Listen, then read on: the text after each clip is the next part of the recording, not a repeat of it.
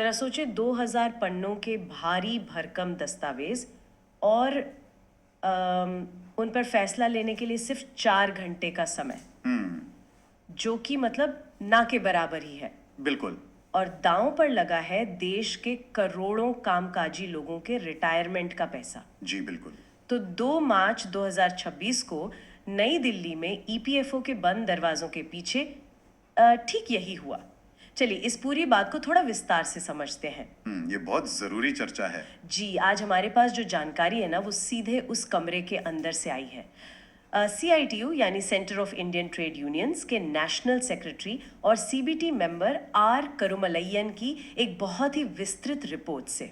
अच्छा, यानी एकदम डायरेक्ट सोर्स है। जी एकदम डायरेक्ट। और हमारा आज का मिशन यही है कि हम ये समझें कि EPFO के सेंट्रल बोर्ड ऑफ ट्रस्टीज की इस 239वीं मीटिंग में आखिर हुआ क्या। मतलब बंद दरवाजों के पीछे के फैसले। हाँ, कैसे करोड़ों लोगों के रिटायरमेंट फंड्स के नियम बदल रहे हैं और सरकार और ट्रेड यूनियनों के बीच किन बातों पर सहमति बनी और कहाँ तीखी बहस हुई, इसका एक निष्पक्ष विश्लेषण करना है। देखिए, इस बात को समझना बहुत जरूरी है कि ये सिर्फ एक और सरकारी मीटिंग नहीं है जी। जिसे अक्सर लोग समझते हैं कि बस फाइलों और दफ्तरों तक सीमित होगी। ये असल में देश के करोड़ों लोगों का भविष्य का, उनके बुढ़ापे की आर्थिक सुरक्षा का एक ब्लूप्रिंट है। बिल्कुल सही कहा। जब बात ईपीएफओ की होती है ना, तो ये दुनिया के सबसे बड़े सोशल सिक्योरिटी संगठनों में से एक है। इस बैठक में जो भी चर्चा होती है वो कागजों से निकलकर सीधे एक आम कर्मचारी की पासबुक और उसके पेंशन से जुड़ जाती है। सीधे आम इंसान की जेब पर असर। जी, इसीलिए इस मीटिंग के अंदर की प्रक्रियाओं को डिकोड करना इतना महत्वपूर्ण हो जाता है सुनने वालों के लिए। बिल्कुल। और कोई भी बड़ा फैसला या नतीजा समझने से पहले ना मुझे लगता है ये देखना होगा कि वो फैसला लिया कैसे गया। सही बात है। प्रक्रिया ही तो नतीजे तय करती है। एकदम। तो अगर इस 239वीं बैठक के आयोजन पर नजर डालें तो आंकड़े वाकई हैरान करने वाले हैं। रिपोर्ट बताती है कि ये मीटिंग सुबह 11 बजे शुरू हुई और दोपहर 3 बजे खत्म हो गई। हाँ, मतलब कुल मिलाकर सिर्फ 4 घंटे। लेकिन जो दस्तावेजों का बोझ था, 29 एजेंडा आइटम और करीब 2000 पन्नों के दस्तावेज जो 4 अलग अलग वॉल्यूम्स में बटे हुए थे। बाप रे, 2000 पन्ने। हाँ, अगर थोड़ा गणित लगाया जाए ना तो 4 घंटे में 2000 पन्ने पढ़ने का मतलब है हर घंटे 500 पन्ने, जो कि मतलब किसी सुपर कंप्यूटर के लिए भी मुश्किल है, एक इंसान की तो बात ही छोड़ दीजिए। बिल्कुल। इतने कम समय में इतने बड़े दस्तावेजों पर रचनात्मक चर्चा आखिर कैसे हो सकती है। इतने कम समय में इसे प्रोसेस करना लगभग असंभव है। और इसमें भी जो सबसे बड़ा पेंच था ना, वो था नए सोशल सिक्योरिटी कोड 2020 का ड्राफ्ट। ये कोई मामूली कागज नहीं था। देखिए, इस कोड के तहत ईपीएफ यानी प्रोविडेंट फंड के साथ साथ पेंशन स्कीम, जिसे हम ईपीएस कहते हैं जी, और कर्मचारियों के जीवन बीमा से जुड़ी ईडीएलआई योजना, इन तीनों के बुनियादी नियमों में बहुत बड़े बदलाव होने हैं। बुनियादी बदलाव। जी, और इस 486 पन्नों के अहम दस्तावेज की जो सॉफ्ट कॉपी है ना, वो मीटिंग से सिर्फ एक रात पहले दी गई। सिर्फ एक रात पहले? अरे, ये तो बिल्कुल वैसा ही हुआ जैसे किसी स्टूडेंट को उसके फाइनल एग्जाम से ठीक एक रात पहले। हाँ, 2000 पन्नों का नया सिलेबस दे दिया जाए। बिल्कुल नया और बेहद मुश्किल सिलेबस दे दिया जाए और कहा जाए कि सुबह उठकर फाइनल टेस्ट देना है। एकदम सटीक उदाहरण दिया आपने। तो सोचने वाली बात यह है कि जब समय इतना कम हो और हार्ड कॉपी सीधे मीटिंग टेबल पर थमाई जा रही हो, तो क्या इतने बड़े बदलावों पर कोई कंस्ट्रक्टिव या रचनात्मक चर्चा मुमकिन भी है? देखिए, यहाँ जो सबसे दिलचस्प बात है वो ये है कि इस पूरी स्थिति में दोनों पक्षों के अपने अपने तर्क और अपनी मजबूरियां हैं। अगर हम सरकार के दृष्टिकोण से देखें तो वे 2020 के नए सोशल सिक्योरिटी कोड को जल्द से जल्द लागू करना चाहते हैं, यानी सिस्टम को आधुनिक बनाना चाहते हैं। जी, उनका लक्ष्य है एक पुरानी और दशकों से चली आ रही जटिल प्रणाली को तेजी से नए दौर के हिसाब से ढालना, ताकि 2026 में एक नया और मजबूत ढांचा तैयार हो सके। तो सरकार के लिए गति और लागू करना सबसे बड़ी प्राथमिकता है। बिल्कुल। लेकिन दूसरी तरफ ट्रेड यूनियनों का नजरिया इससे थोड़ा अलग है। जैसे कि CITU और बाकी यूनियनें। हाँ, CITU, HMS और BMS जैसी बड़ी यूनियनें जो मजदूरों का प्रतिनिधित्व करती हैं, उनकी अपनी चिंताएं हैं। जी उनका तर्क है कि ये कोई सामान्य नीति नहीं है। जी, ये तो करोड़ों लोगों की जीवन भर की कमाई का सवाल है। बिल्कुल। और उनका ये भी कहना है कि इतनी जल्दबाजी में और बिना ऑल सेंट्रल ट्रेड यूनियंस जैसी बड़ी त्रिपक्षीय चर्चा के बिना, ये त्रिपक्षीय चर्चा मतलब ट्राइपार्टाइट डिस्कशन, जहां सरकार, एम्प्लॉयर और कर्मचारी यूनियनें तीनों पक्ष एक साथ बैठकर नीति बनाते हैं। अच्छा, तो यूनियनें चाहती थी कि पहले इन प्रस्तावों को पब्लिक डोमेन में रखा जाए, उन पर विस्तार से बहस हो और फिर कोई फैसला लिया जाए। तो ये साफ तौर पर गति बनाम सावधानी की लड़ाई दिख रही है मुझे। एकदम सही कहा। एक तरफ सिस्टम को तेज करने की चाहत है और दूसरी तरफ ये पक्का करने की कोशिश कि जल्दबाजी में कोई बड़ा नुकसान ना हो जाए। जी। खैर, जब 2000 पन्नों को इतनी जल्दबाजी में पास किया जा रहा हो ना, तो स्वाभाविक है कि ध्यान उस एक पन्ने पर जरूर जाएगा जहां पैसों का हिसाब लिखा है। यानी ब्याज दर की बात कर रही हैं आप? बिल्कुल, सबसे बड़ा सवाल तो यही रहता है कि पैसा कितना मिलेगा। जी, ईपीएफओ की मीटिंग से सबसे ज्यादा उम्मीद इसी बात की होती है। रिपोर्ट बताती है कि वित्तीय वर्ष 2025-26 के लिए ईपीएफ बैलेंस पर 8.25% की ब्याज दर तय की गई है। 8.25%। हालांकि यूनियनों ने मांग की थी कि बढ़ती महंगाई को देखते हुए इस दर को थोड़ा और बढ़ाया जाए। हाँ, उनकी मांग थी, पर बोर्ड ने इसे ही बरकरार रखने की सिफारिश की है। अब सरकार इसे नोटिफाई करेगी और ये खातों में जमा होने लगेगा। जी, लेकिन इस रिपोर्ट में ब्याज दर से भी ज्यादा चौंकाने वाला एक और आंकड़ा मैंने देखा। कौन सा? ये आंकड़ा है इन ऑपरेटिव अकाउंट्स का, यानी ऐसे खाते जो अब काम नहीं कर रहे हैं, सक्रिय नहीं है। लावारिस खाते? जी, 31 मार्च 2025 तक ईपीएफओ के पास ऐसे 31,83,000 खाते हैं। और आप जानते हैं इनमें कितनी रकम पड़ी है? कितनी? 10,181 करोड़ रुपए। ये पूरा का पूरा पैसा लावा रिस्क पड़ा है। बाप रे, 10,181 करोड़ रुपए, एक बहुत ही बड़ा आंकड़ा है। बिल्कुल। लेकिन यहाँ इसके पीछे की नियम को समझना जरूरी है कि कोई खाता इनऑपरेटिव या निष्क्रिय होता कैसे है। हाँ, ये कैसे होता है? ऐसा नहीं है कि किसी ने 1-2 महीने नौकरी छोड़ी और उसका खाता बंद हो गया। ईपीएफ के नियमों के अनुसार अगर किसी सदस्य की उम्र 55 वर्ष हो जाती है या वो रिटायर हो जाता है और उसके बाद लगातार 3 साल तक उस खाते में कोई नया पैसा या कंट्रीब्यूशन नहीं आता है, तब जाकर उस खाते को इनऑपरेटिव की श्रेणी में डाला जाता है। अच्छा, तो रिटायरमेंट के 3 साल बाद? और नियम ये भी कहता है कि इन 3 सालों के बाद ऐसे खातों पर ब्याज मिलना भी बंद हो जाता है। एकदम सटीक। लोग अक्सर अपनी पुरानी कंपनियों का पीएफ नई कंपनी में ट्रांसफर करना भूल जाते हैं, या फिर कुछ मामलों में कर्मचारी का निधन हो जाता है और परिवार को इस फंड की जानकारी ही नहीं होती। ये तो बहुत दुखद है। जी, यही कारण है कि समय के साथ ऐसे खातों की संख्या और उनमें पड़ी रकम का ये पहाड़ इतना बड़ा हो गया है। तो इस सब का आखिर मतलब क्या है? मेरा मतलब है 10,000 करोड़ रुपए को यूं ही तो नहीं छोड़ा जा सकता ना? बिल्कुल नहीं। और इसी समस्या को सुलझाने के लिए बोर्ड ने एक पायलट प्रोजेक्ट को मंजूरी दी है। पायलट प्रोजेक्ट, इसमें क्या होगा? इसके तहत जिन खातों में 1,000 रुपए या उससे कम का बैलेंस है ना, उनका ऑटोमेटिक क्लेम सेटलमेंट किया जाएगा। ऑटोमेटिक? हाँ। यानी बिना कोई फॉर्म भरे? हाँ, बिना किसी फॉर्म के। ये पैसा सीधे सदस्यों के आधार से जुड़े बैंक खातों में पहुंच जाएगा। अरे वाह! पहले चरण में करीब 1,33,000 खातों को कवर किया जाएगा, जिनकी कुल कीमत लगभग 5,68,00,000 रुपए है। लेकिन एक बड़ा सवाल यहाँ मेरे दिमाग में आता है। जब 10,181 करोड़ रुपए से ज्यादा की रकम लावारिस पड़ी है, तो शुरुआत सिर्फ 1,000 रुपए वाले खातों से ही क्यों हो रही है? सिर्फ 5 करोड़ रुपए का सेटलमेंट क्यों? अब बड़े खातों को एक साथ ऑटो सेटल क्यों नहीं किया जा रहा? देखिए, अगर हम इसको बड़े पैमाने पर देखें ना, तो समझ आएगा कि विशाल सरकारी संस्थाएं रिस्क को कैसे मैनेज करती हैं। मतलब रिस्क मैनेजमेंट? जी, जब करोड़ों लोगों के अरबों रुपए का प्रबंधन हो रहा हो, तो अचानक से कोई नया सिस्टम पूरे पैमाने पर लागू नहीं किया जा सकता। ये भी है। 1,000 रुपए वाले इन खातों के जरिए असल में इस नए ऑटोमेटेड सिस्टम की टेस्टिंग की जा रही है। अच्छा, मतलब ये एक तरह का ट्रायल रन है।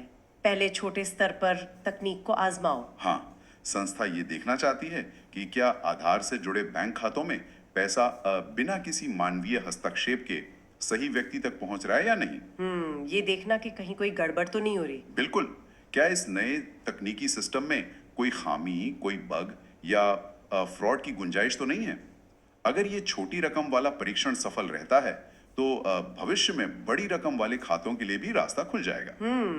ये तकनीक के जरिए नौकरशाही या जो रेड टेप होता है उसे खत्म करने का एक बड़ा कदम लगता है। जी, ये एक बहुत ही रणनीतिक कदम है। बिल्कुल, जब मशीन के सही काम करने का भरोसा हो जाए तब बड़े फंड्स को ऑटोमेट करो।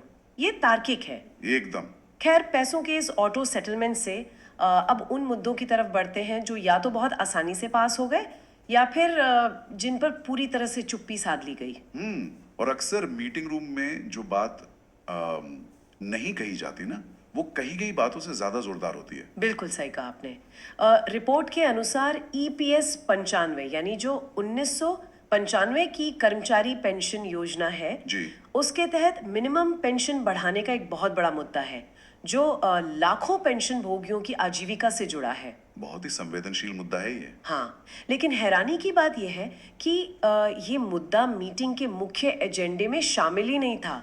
इसके बारे में सिर्फ एक स्टेटस रिपोर्ट दे दी गई। देखिए, ये खामोशी कोई मामूली बात नहीं है। इसके पीछे एक बहुत बड़ा आर्थिक गणित काम कर रहा है। कैसा गणित? दिक्कत यह है कि न्यूनतम पेंशन बढ़ाने के लिए भारी भरकम फंड की जरूरत है।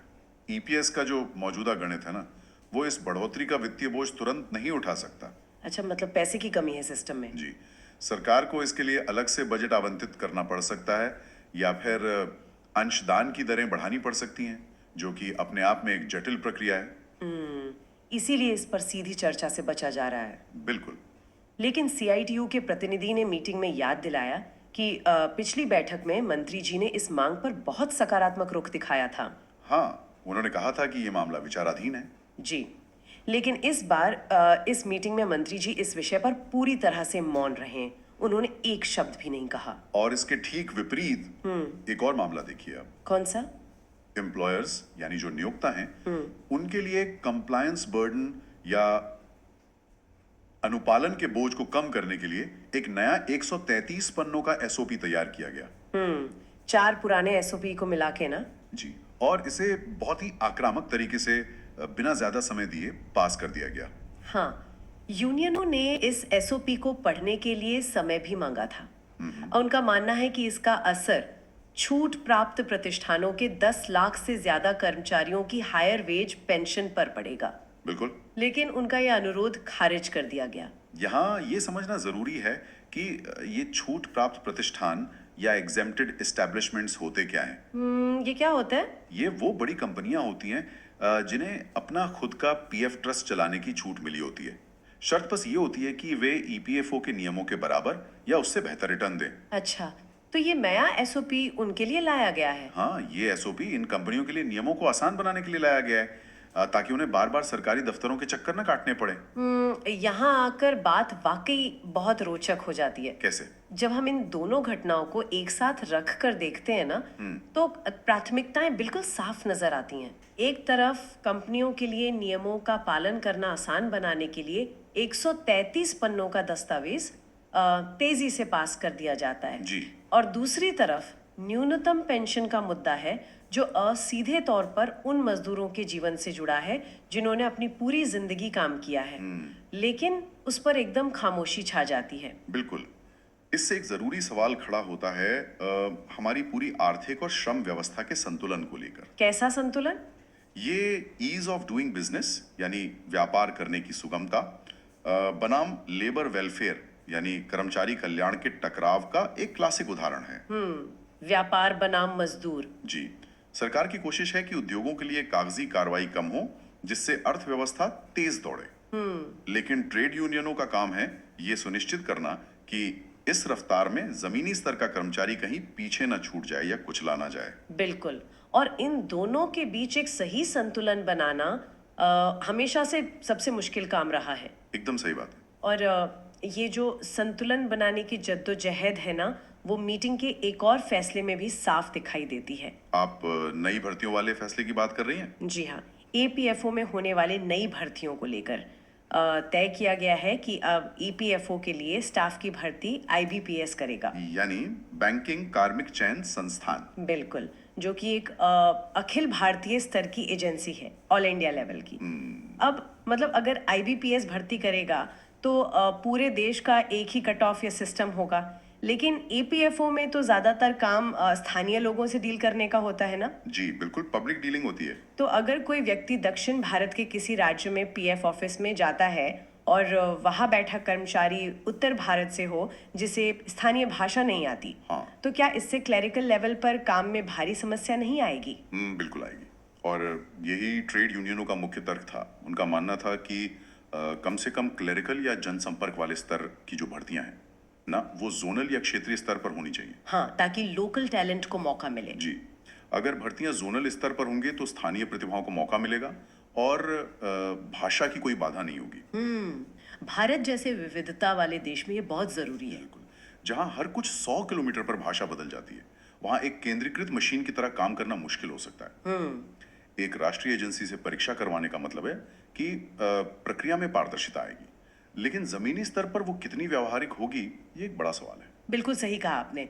तो हमने उस 4 घंटे की मीटिंग के इतने सारे पहलुओं की तह तक जाने की कोशिश की। जी, काफी कुछ कवर किया हमने। 2000 पन्नों के दस्तावेजों की जल्दबाजी, 8.25% का ब्याज और 10,000 करोड़ रुपए से ज्यादा के निष्क्रिय खाते, और उन्हें तकनीक के जरिए सेटल करने का वो पायलट प्रोजेक्ट। जी। साथ ही हमने ये भी देखा कि कैसे व्यापारिक सहूलियत देने वाले नियम तेजी से पास हो जाते हैं, जबकि पेंशन भोगियों के मुद्दे पर खामोशी रहती है।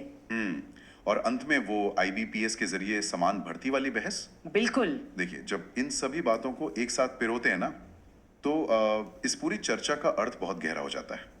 ये हमें बताता है कि रिटायरमेंट के पैसे का जो आंकड़ा हमें पासबुक या मोबाइल ऐप पर दिखता है, वो महज एक नंबर नहीं है।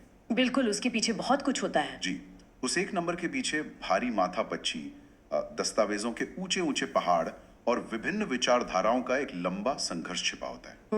इसमें सरकार की वो तेजी भी शामिल है जो व्यवस्था को आधुनिक बनाना चाहती है, और ट्रेड यूनियनों की वो सावधानी भी जो ये पक्का करना चाहती है कि कोई आम इंसान पीछे ना छूट जाए। दोनों के अपने तर्क हैं। जी, और एक लोकतांत्रिक व्यवस्था में दोनों की उपस्थिति अनिवार्य है। बिल्कुल। अब इसी पूरी चर्चा से एक ऐसा विचार मेरे मन में आ रहा है जो शायद सीधे तौर पर इन दस्तावेजों में नहीं लिखा है। अच्छा, वो क्या है? लेकिन ये भविष्य की एक बहुत बड़ी तस्वीर पेश करता है। शुरुआत में हमने एक बड़े से मीटिंग रूम की बात की थी जहां मंत्री और यूनियन लीडर्स भारी भरकम दस्तावेजों पर बहस कर रहे हैं। 2000 पन्नों पर। जी, लेकिन जिस तरह से ईपीएफओ अब 1,000 रुपए वाले खातों को बिना किसी इंसान की मदद के सीधे एल्गोरिदम के जरिए ऑटोमेटिक सेटल करने का पायलट प्रोजेक्ट चला रहा है, जी, क्या भविष्य में यही तकनीक इन बंद दरवाजों के पीछे होने वाली इतनी लंबी मीटिंग्स की जरूरत को ही खत्म कर देगी? ये तो वाकई सोचने वाली बात है। जब क्लेम सेटलमेंट से लेकर फंड मैनेजमेंट तक का काम आर्टिफिशियल इंटेलिजेंस और एल्गोरिदम तय करने लगेंगे, तो इन यूनियनों या ट्रस्टीज की क्या भूमिका रह जाएगी?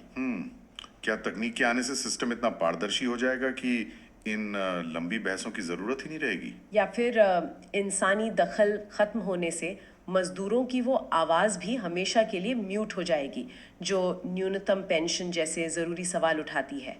ये बहुत ही गहरा सवाल है जिसका जवाब शायद भविष्य के सर्वर रूम्स में ही छिपा है। बिल्कुल, और सुनने वालों के लिए भी ये सोचने का एक बड़ा विषय है। खैर, इसी विचार के साथ आज के इस गहरे विश्लेषण को यहीं विराम देते हैं। आगे भी ऐसी ही जरूरी चर्चाओं की तह तक जाते रहेंगे।